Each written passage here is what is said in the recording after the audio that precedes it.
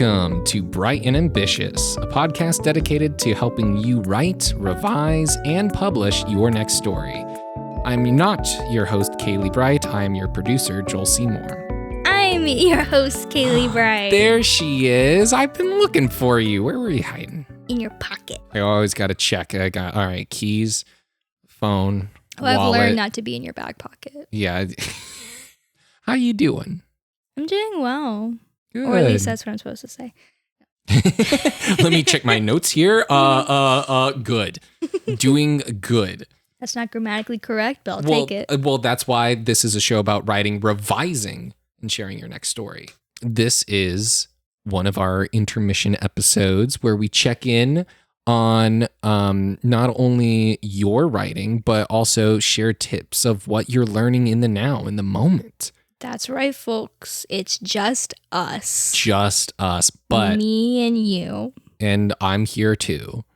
In your car, hopefully. You're listening to this on your way to work. Yeah. Oh, and by the way, just a heads up, in about 3 miles, you're gonna take a left.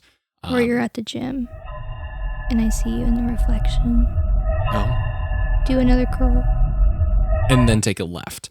Last time we talked about how you develop stories, how you develop ideas and concepts for what your next story is going to be. And, you're still in that process. It's been going decently well, but that's not what we're talking about today. Instead, we are talking about how you are, in a sense, paying it forward. Being a mentor. Yeah. So how did this happen? Honestly, it was random. I received a DM. Typically, I don't look at my Instagram DMs if they're hidden. Sure.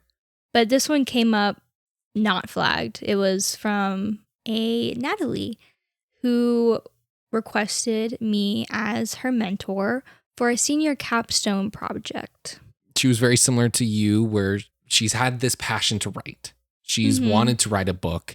And now she's finally getting a chance to do this through this program, which is really awesome because that's in part what this podcast was trying to do as well. Helping people that were like you when you started to write find a ground zero of tips and tricks that you've learned from the past. And now you're getting to do that in a one-on-one environment. I wanted to create a PowerPoint that just would help her understand the terms that we were talking about without any need for confusion. Yeah. If you've just been focused on trying to develop your story, on trying to write your story, and you're happy with it, it can still be very intimidating to just kind of look into the void of publishing and be like, now what? Yeah, for real. What even is a literary agent? Right. What do they do? Yeah. What even is a developmental editor? These are the things that I talk about a lot, both in the podcast and also with my mentee. And so I just wanted to have some clarity on what those were. Right. It was such a good resource that we were talking about this episode, and we realized that it may be worthwhile to share to y'all as well. I think you just really liked how pretty I made it. If you're listening to this on Apple Podcast, we have a video version of this on both YouTube and Spotify where you will actually be able to see the presentation. So in a way, you guys get to be my mentees too.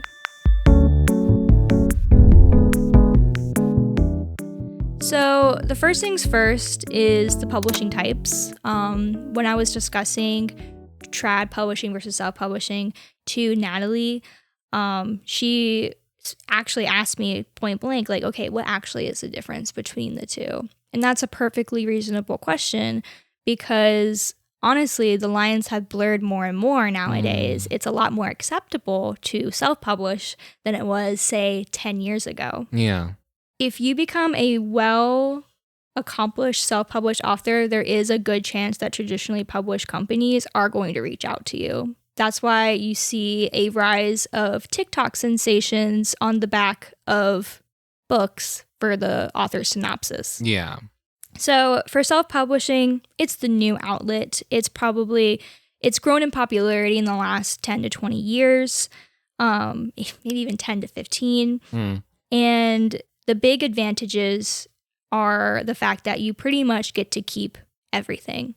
right? Like you don't have to sign any rights away. You have full reign on the cover design, which is something that a lot of people are pressed about when they traditionally publish. Yeah. But the downside is pretty much everything else. That sounds harsh. Self-publishing, you're doing the entire process yourself. You're writing. Yes. You're responsible for editing. Yes. You're responsible for buying the ISBN numbers that allows stores like Barnes & Noble and Amazon to even sell. Technically, you can get a free ISBN through Amazon, but that means that your book is Amazon exclusive. Right. And so like you're responsible for figuring that out. And then you're also responsible for marketing your book. You're responsible for like every single part of the process of getting your book from your head to the reader's eyes is entirely on from you. your head to your hand. Right, exactly.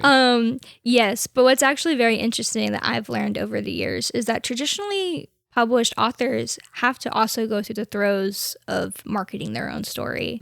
They just have a lot more open connections and networking available to them through traditional publishing because they already have a literary agent. The editors and whatnot know them. Sure. And can make a considerable effort to get their books to the broader audience. So it's less so that you have like your job in a traditional publishing. It's as the author, your job isn't just write the book, give it to a guy.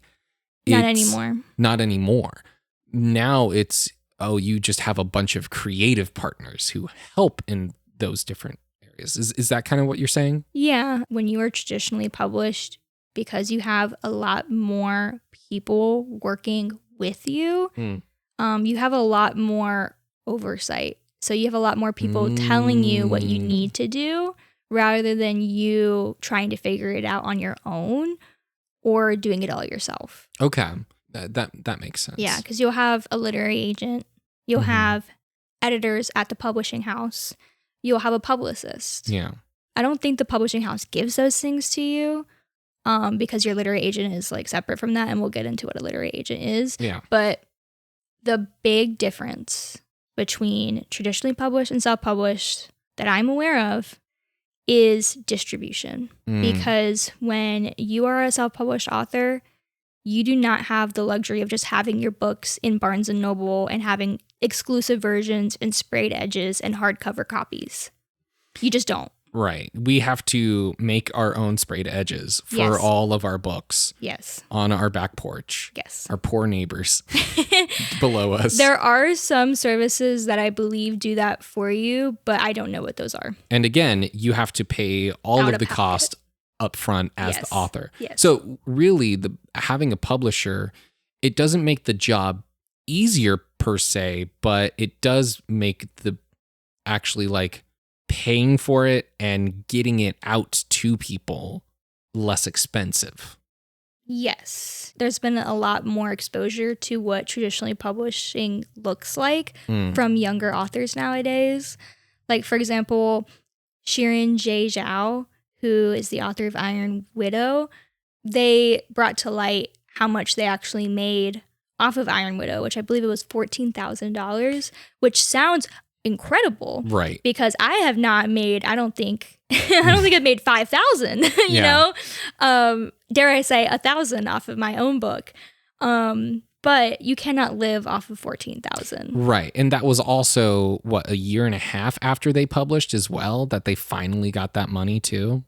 I don't know about that part, but I remember just being so appalled by, you know, the realization that like someone who could win a Hugo Award. Right. A New York Times bestseller. Yeah. Has to outsource another book to a different publishing company in order to pay rent. Right. So it's not like self-publishing is your indie film that makes a couple thousand in the box office, and then if you get published, you're going to be the next Hunger Games. It's not like that at all. Rather, it's more so, again, the benefit of traditional publishing, it sounds like, is it's not easier and it doesn't make you a bajillionaire. What it does do is connect you with people who can help you, and it will help get your book out just preferable all around. Yeah. Like, who hasn't dreamed about their books in Barnes and Noble? Yeah. You know, like I do see a lot of author content around that. Like, it's just like, it's such a big hope and aspiration. And when you're a self-published author, you really have to fight for that. Yeah. Like, the only reason that I have a couple of copies in the Myrtle Beach Barnes & Noble is because I'm from Myrtle Beach. Right. And you've done multiple, like, events there. And so they had extra stock and then put it up there. And it's only when people ask for my book that it's known, like, okay, like, this is someone that we can trust having on our shelves. Right. Like, I found out that someone went to go get my book to support me, and he couldn't find my book on the shelf anymore, and so he had to ask, and turns out they had some in the back, and that helped keep my books on the shelf. Yeah. I mean, it makes sense, you know, if you like it's the fancy friend benefit. Right. Or it's just like, if you're an indie person, you're out there being like, hey, check out this thing that I made. And, you know, it's like a kindergartner handing you a crayon drawing. Yeah, it's honestly so fascinating to really think about my journey, because I remember as a young teen, young adult, going to, you know, markets, and I would see like an author or two, and I wouldn't want to go anywhere near them because I kind of just had this idea that if you have to like essentially panhandle the idea of panhandling your book, I was just like, oh, then this probably isn't worth my time. Yeah. And that is so unfair, because I am that person now. I am the one at the market stand. Right. Yeah. And, you know, you compared that to the idea of, you know, an entire publishing company whose whole business model is around, we know what good selling books look like. Yeah. They come up and they're like, hey, I got a hot new item that's coming down the line. You know, it goes from being like, oh, that's cute, to being like, oh, we'll order 500, you know? Right. And I feel like when you're trying to determine what publishing you want to go through, like, stick to your guns, you know? If you want to traditionally publish no matter what, then go for it. I don't think self-publishing is the easy way out at all. It's more about, do you want to fight for your place among the shelves and among these other authors? Or do you want to fight for yourself? Right. Yeah.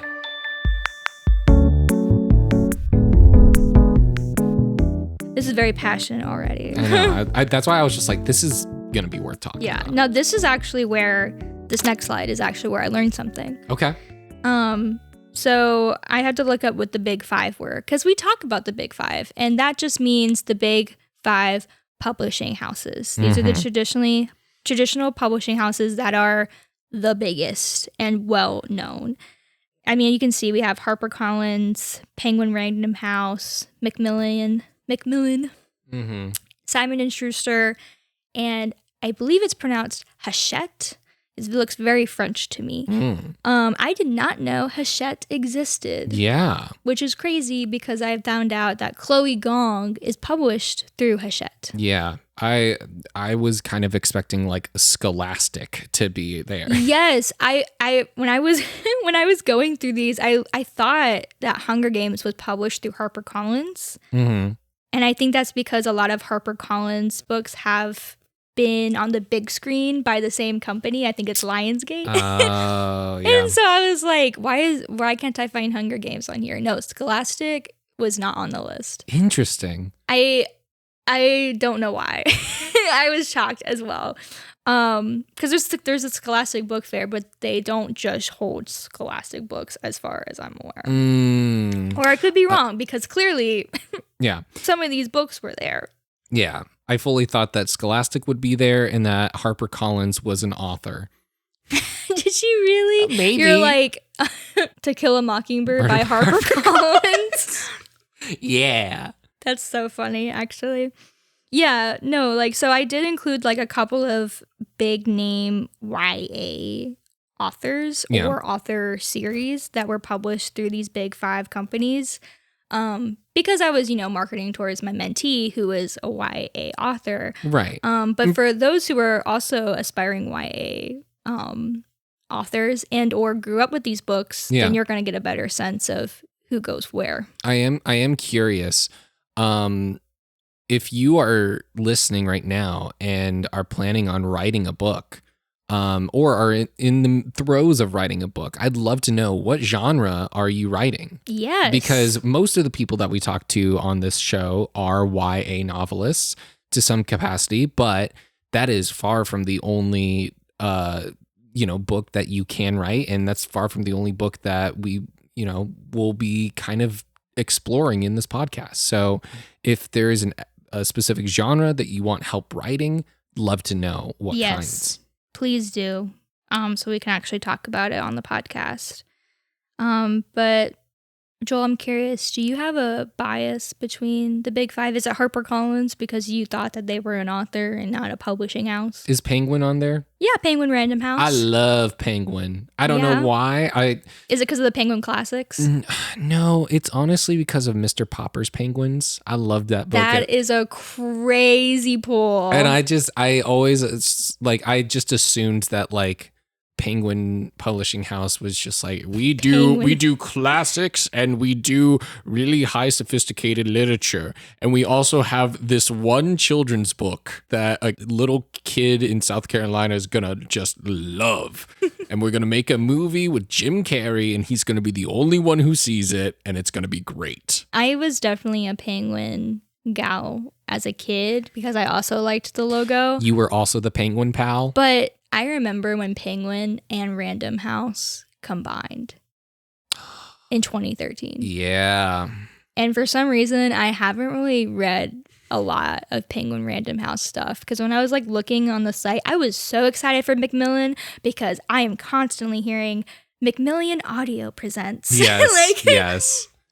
The Lunar Chronicles, got the Once Upon a Broken Heart. Yeah, literally all of my faves audiobooks are Macmillan Audio. I can't even say Macmillan. I can't say Macmillan correctly. Yeah. I want to say the A hard, that's why. Yeah. You want to make McMillions, Macmillan. I love it and I can't even say it, but I hear it so often that it must be my favorite. Mm-hmm. If you want to be published by one of the big fives, those are the ones. Those are the ones. And you don't have a lot of choice typically. And the reason why I say that is because of our next slide talking about querying. So the reason why I say that is because in order to publish with these large publishing companies, even medium-sized publishing companies, I would say, you need to have a literary agent. They will not talk to you directly, which is why you haven't published with them yet. Right. If you could just walk up to Macmillan himself. This is not the end of Little Women. No. You need to go through a literary agent. And so in order to find one, you literally just have to Google search literary agents in my area. Well, see, the thing is I remember trying to query. This is going to be my weak point because I tried to traditionally publish for a very short time. So I haven't done a lot of querying myself. Yes. But that is going to change just because I want to write query letters with my mentee so she doesn't feel like she's alone and I can actually get to experience the process like I should have. Right. And if you want to hear more about the querying process, if you want to know what that's like, we do have an episode that explores that. Yes. With Mariah Chavis. Yes. Finding a literary agent is the hard part because once you have a literary agent, someone who believes in your story and will make them money, they will then pitch your book to these publishers. A professional wingman. Pretty much, yeah. And going back to the big five again, those are the big imprint names. You might get published under something else, but that could mean that HarperCollins owns them. They're subsidiaries. Yeah. So you're still once you get a literary agent, you're good. You're good. But in order to get a literary agent, it's step one of trying to get a job. Like you have to go through the first interview process, Right. which is this literary agent. You need to get past her. And in order to do that, you create query letters. And so this is just pretty much an email to a literary agent that you found that includes exactly, and I stress, exactly what they request of you. Mm-hmm. Because no mistakes are tolerated. Yep. I mean, like, it's harsh, but I get the idea of if you can't follow these simple orders, you're not a person that is going to take my advice. Yeah. Like they're just not like they just get so many submissions Sure. that it truly is like the easiest way to root out, like, you know, if you're not even going to be bothered, then they're not going to be bothered either. And so you really just have to like cross your T's, dot your I's. Typically, a literary agent will tell you that they want either the first 3 chapters or the first 50 pages of your work. And you need to make sure that there are no syntactical or, I was going to say logical errors because I'm a programmer. But it's true, like no errors within those pages. Yeah. I'm talking no typos. Yep. I'm talking no weird indent or hanging indent somehow got into your PDF file. No author's note left over from when you downloaded off Wattpad. Yeah, for real. Like it needs to be clean because that is what they're going to want. You need this as clean as Paul McCartney's grandfather. Okay. We got a Hard Day's Night reference, ladies and gentlemen. Go watch it. Let's go. But yeah, it's a very brutal, I would say very brutal process. Again, it's very much like interviewing for a job. You're just like applying to 90 places and hearing from none of them. Yeah. Yeah, you're going to get a lot of rejections, and that is to be expected. You are not the only person who got a rejection. That does not mean you're a failure. Yes, exactly. You know your work is worth it. Yes. And you just need to reach the right person. Yep. You just don't know who that person is yet. Yep. Now, when you're self-publishing, you don't really have those restrictions. This is solely for people who want to traditionally publish. Yes. You can do whatever you want, baby girl, when you're self-publishing. Mm-hmm. The only person you need to impress is you. Mm-hmm. In my case, it's my grandmother. I don't need her approval, but I love it. Yeah. Shout out, Nanny. Shout out, Nanny. So we've been talking a little bit about ISBNs and covers and imprints. This slide really just like makes it very explicit. Yeah. For those who are not looking at the slide themselves, I will tell you.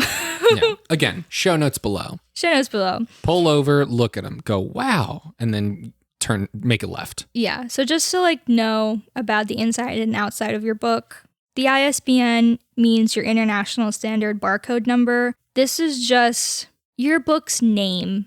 You have your book title. Yes. But your book also needs some sort of identification for when it's put into library systems, bookstores, Amazon.com, right? And like I mentioned before, if you are wanting a free ISBN, then Amazon does provide those, but it just means that your book is Amazon exclusive. If that's something you can be okay with, great.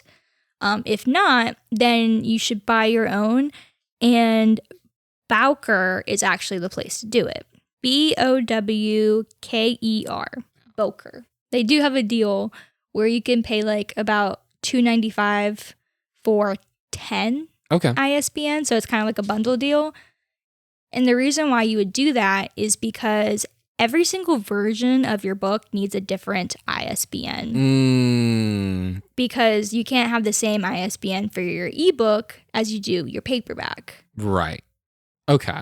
This is supposed to be a unique identifier. Yes, for the specific, not the title of your book, but for the specific format of your book. Exactly. Gotcha. So for my trilogy, for example, getting 10 is actually incredible for both ebook and paperback because that's 6 right there. Yep. If I ever wanted to do audiobooks, that's an extra 3. Yep. Already used 9 out of 10. Yep. Perfect. Yeah. So if you plan on publishing through the same imprint 10 times, then getting a bundle is the way to go. Cool. What else do I need to know for my book? Let's see. I mean, I'm not going to go over what cover is. What's a cover? The idea of your front cover versus your cover jacket. This is just lingo that you tell your cover artist if you have one. Mm-hmm. Simple. I think you can figure it out. Your full cover jacket is the entire cover, including the back and spine. Yeah. Front cover is your front cover. As for imprint, that's what we've been referring to for the publishing houses. It's the marker for the publishing house? Yes, it's what you're publishing under. Okay. So for self-published authors, you can either publish under your name. So I have Kailey Bright as my imprint, or you can create a small publishing company yourself, which is Storyloft. Exactly. And so HarperCollins would be the imprint if you were to publish through them, for example. Okay, gotcha. Now, this is more focused towards self-published authors. These are the terms related to how I self-published. Okay. So you're gonna have several editors. My first, and hopefully your first, is a developmental editor, or your DE. And this is someone who specializes in your story's development. They really focus on the aspect of your story's content, such as like character development, motivation, pacing, and especially in my case, world building. I think this is something that not a lot of people think about when they start writing. When they think of an editor, they think, oh, someone who's going to help like spell check for me, you know, or just like find grammar issues. You write, typically you write the book and then you give it off to an editor. Right. The idea of someone helping you like along the way. Yeah. And like figure out not just like the actual words themselves, but the ideas, the concepts, the characters that may feel very foreign to someone. Was it difficult for you to invite someone into your story and to have them kind of help you, you know, even add new characters, take some characters out? Like, absolutely. That's the first thing that writers need to overcome is the fear of telling other people about our story. And especially when it's, you know, it's first draft. So I can understand why people would be hesitant to hire or even know that a developmental editor exists because you're inviting someone in when your story is not even that good. Yeah. It might not even be bare bones. And that's not a dig on you, but that's the whole reason why they're there. Well, you're trusting this person not only with the story that you have, but you're trusting them to make it better. Which can be difficult. But as you've discovered, it's necessary as any other kind of editor. Oh, yeah. 100%. I am very thankful for my DE, Clary Kavanaugh. Something that's even embarrassing to talk about is how Nora didn't have a lot of motivation when I first wrote Unfortunate. And Clary was the one who was like, okay, but like, why is she doing all this? Why is she going out in this very public way when she's a very private person? Yeah. And I didn't have an answer for her. I legit was just like, oh, well, she's the main character. And that was not a right answer. And so I had to figure out what would Nora's motivation be. It wasn't family, because her family kind of sees her as a commodity. And I had to figure out, oh my gosh, it's a promise to a friend. And suddenly Valerie was born. Like she just like appeared, like she was waiting for me to find her.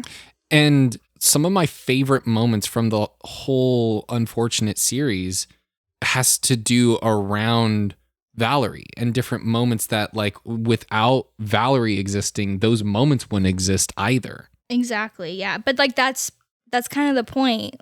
Nora needs that motivation. She needs that spirit. She needs someone outside of herself to be the reason why she has an unbreakable promise. Right. She needs to go up, take arms, etc.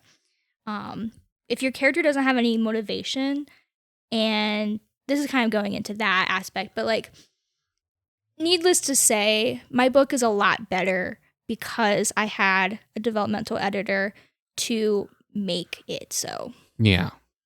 Next up are beta readers. These are people that receive your manuscript after you've gone through the first and second draft of your work where you really feel like you have everything together. Yeah, so you've gone through once with your developmental editor. Do you go through with them twice? You can. Okay. I have. With the first 3 novels, it was 3 drafts, or at least 3 revisions. Yeah. So I had my like changes to remember 1, 2, and 3. Gotcha. And once you feel like pretty confident of, hey, this is gonna be about how it looks. Yes. That's when you reach out to people that you trust, other authors, people whose, book opinions you really value, and you go, hey. Even friends. Yeah, even friends. Just go to them and be like, hey, can you read this book? Yeah. You did that to me even before we were dating. Exactly. Yeah. So you have to have a full manuscript to give them. It's a lot easier if you actually have like some specific questions that you have in mind as they're going through the process. Do keep in mind though that you need to make sure that those people actually fill out the form if you make one. Right. They need to be committed. Yes. These are, again, like these can be friends and family members, but they're still giving you a lot of feedback related to their understanding of the story. Like this is a great opportunity for you to step back as someone who knows the story so absolutely and give your work to people who have no idea what they're getting into. Right, exactly. You get to see, hey, where are you confused? Where are you having trouble? What parts did you really like? What parts did you want to stop reading? Yeah, exactly. Like this is the time to figure out essentially like an assessment of what your readers are going to be like if you were to publish this manuscript as is. Yeah. Definitely should not miss it out, regardless of if you're traditionally published or self-published. If you're traditionally published, they'll actually typically have ARC readers, which we'll get to in a little bit. All right. Next up is copy editors, or revising editors is what they called through New Degree Press. Yeah. But for this case, we're just going to call them copy editors because that's pretty much like the very standard term. Sure. These are people who receive your manuscript after it's finalized. So you've gone through developmental editing, you've gone through beta reading, you've gotten a ton of feedback, and you've implemented the ones that matter, because some things that people say don't matter. Right. It's ready to get published. Now you need someone to go through this and look for what you've been expecting an editor to do this whole time. Right. That's where copy editors come in. Yes. The syntax errors. Misspellings, Maybe even confusing sentence structures. So they can even help with like flow, but like on a sentence level, not a story level. Right. Something that I didn't include in this PowerPoint are proofreaders. Typically, a proofreader is hired after a copy editor. They're essentially like, as you imagine, the final person to really just like go through this book one last time, see if there's anything the copy editor missed, which they might. But I didn't include that because I personally don't hire proofreaders. I do the proofreading myself. Yep.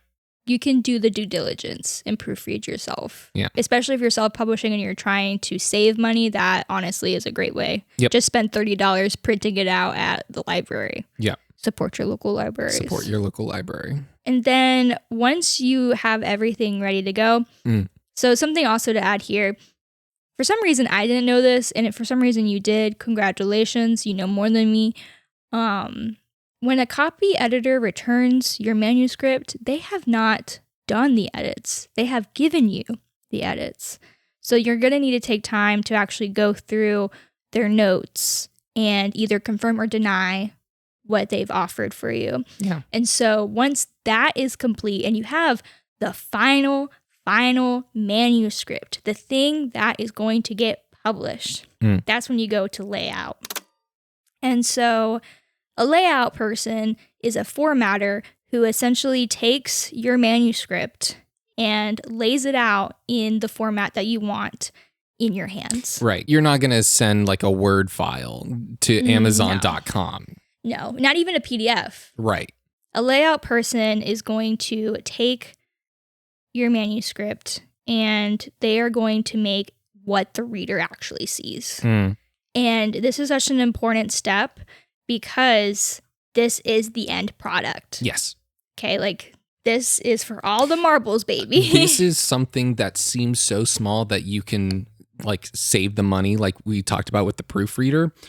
That is so far from the case, because I've gone to the library or to a local bookstore and I've seen a book that just, I'm like, oh, that sounds like it could be interesting. And I open it up and I don't even read any of the words. I'm just like, that's spaced weird. And I put it down. Yeah.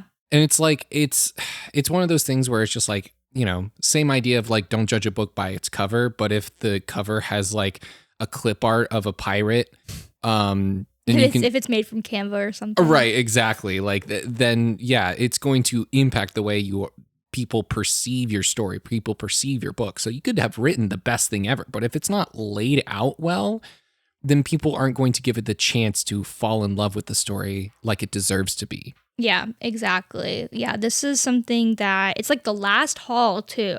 Yes. And so it's very easy at this point. It's very easy at this point to be exhausted reading your work because you've read it so many times by now. Yep.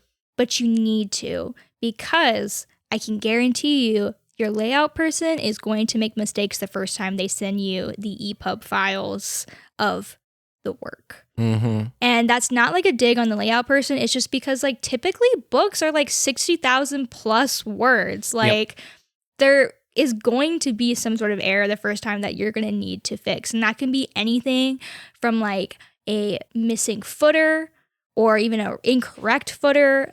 Lord, I've had a missing chapter happen. Yeah. Even having the table of content page link up correctly. Yeah. These are all super important. This is also where you're going to want to like add any sort of chapter art or even borders. Like, again, the layout person is there to format your book so that when people open it up, they get to actually read it. Yeah.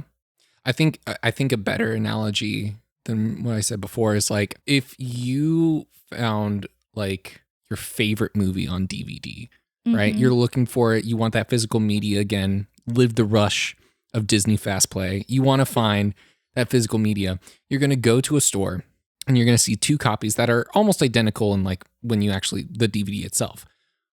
One of them is packaged new, pristine, like, you know, like still shrink wrapped. It looks great.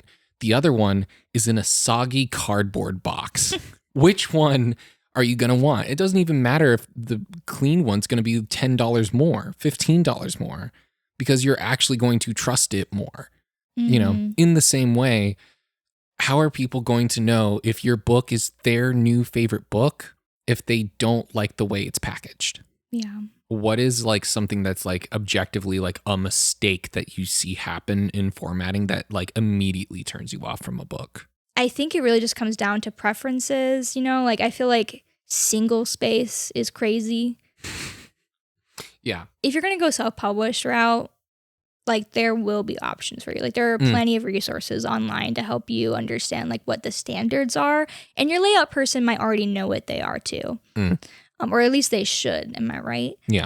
And then traditionally published, you don't have to worry at all because they already have a true and tried method. Right. This is something that if you're trad publishing makes it so much easier on you, the author. I just wanted to stress how important layout is because like it really is the last leg. And it can be so easy to just not worry. It's so easy to check out. And this is the time to fight that. Lock in. Yes, absolutely. Like it is so upsetting to have to go through all of that and then you get the book in your hands and you're not happy with it. Yeah. I included a slide about pre-sale campaigns. I have done several. I've done 3 in the past 3 years. They are a way to promote your book before its publication and to promote pre-orders. It's as simple as that and as hard as that. Yeah. They typically include like extra incentives, like, you know, you get a signed copy. In my case, I offered bookmarks, character stickers. This is all out of pocket as well. And also, I think traditionally published authors will also take out of pocket for like artists on like Instagram and whatnot. Yeah. So sort of commercial packages. Yeah. I even went as far as to ask every person who pre-ordered what their favorite color was.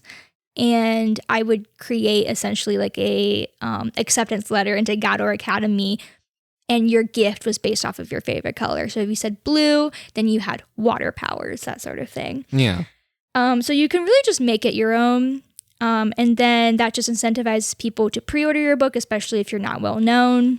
And the downside is that they require an incredible effort on your part to reach out to people personally.